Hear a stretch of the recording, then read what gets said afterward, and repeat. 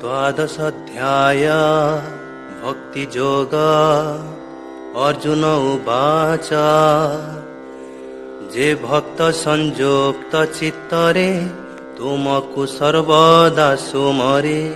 जे नर निष्ठावान होई अव्यक्त ब्रह्म उपासई हेमंत दुहिंक मध्यरे के अटे श्रेष्ठ तुम ठारे। श्री भगवान उवाच मोठारे चित्त निवेशई निरंतर मोते पूजई परम श्रद्धा संपन्न मोठारे सर्वदा संलग्न से भक्त अटे श्रेष्ठतर हेमंत मत अटी मोहर अव्यक्त दृश्य अक्षर सर्वव्यापक सत्ताजार अचिंत्य अचल ईश्वर समग्र सृष्टिर आधार हेमंत मोते चिंता करी इंद्रिय संयम आचरी सर्वत्र समभावे रही सर्वजीव हिते चिंतई मोर उपासना करिण निश्चय मोते प्राप्त जान अव्यक्ते आसक्त भक्तर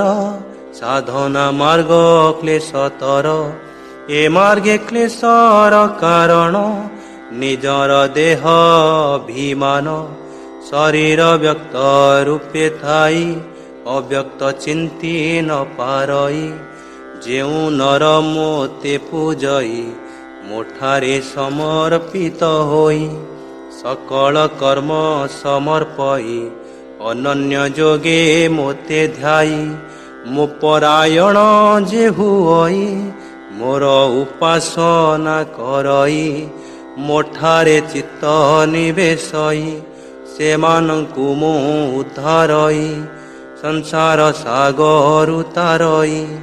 अविलंबे पार करई एहा निश्चित बोली जान पार्थ भरत कुल धन मोठारे चित्त बुद्धि मन निवेश कर हे अर्जुन निवेश करिबा उतारे निवास निश्चय मोठारे जदि मोठारे चित्त स्थिर करि न पार धनुर्धर अभ्यास जोगे धनंजय चेष्टारे मोते प्राप्त हुआ जदि अभ्यासे असमर्थ मो कर्मे मन दिय पार्थ मो पाई सर्व कर्म करी पारिब सिद्धि लाभ करी मो कर्म करी न पारिले मोठारे आशा कर भले मन इंद्रिय वशीभूत फल इच्छा त्याग समस्त अभ्यासु ज्ञान श्रेष्ठ थाई ज्ञान ठु श्रेष्ठ ध्यान होई कर्म फल को जे त्यागई ध्यान ठु श्रेष्ठ ता बोलाई परम शांति त्याग पाई से व्यक्ति महान अटई। अर्जुन सुन देई मन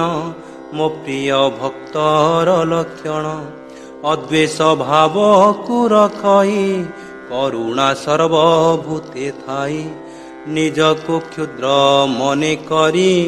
निरहंकारी सदाचारी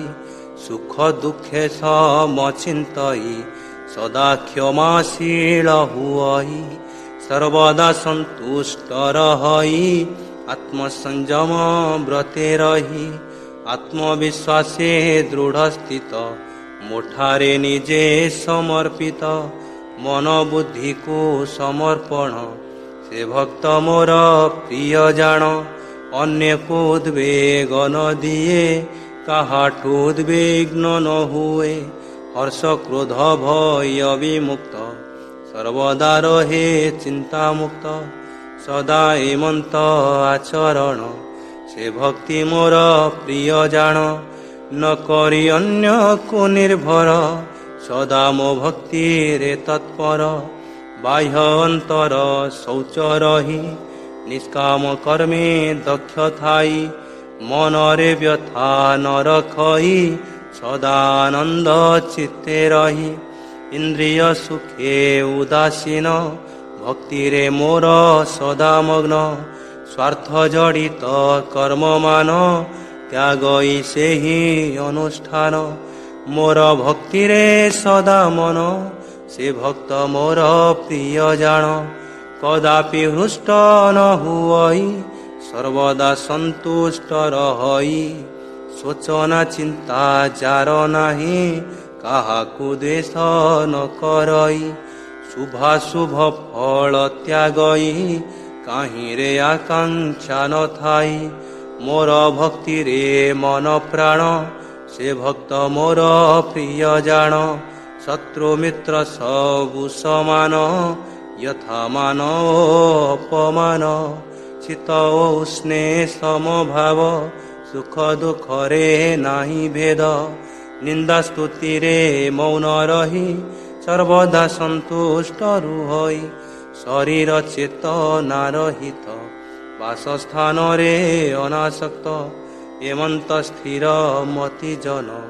ସେ ଭକ୍ତ ମୋର ପ୍ରିୟ ଜାଣ ଯେ ଶ୍ରଦ୍ଧାବାନ ଭକ୍ତଗଣ କରନ୍ତି ଏହି ସୁଧାପାନ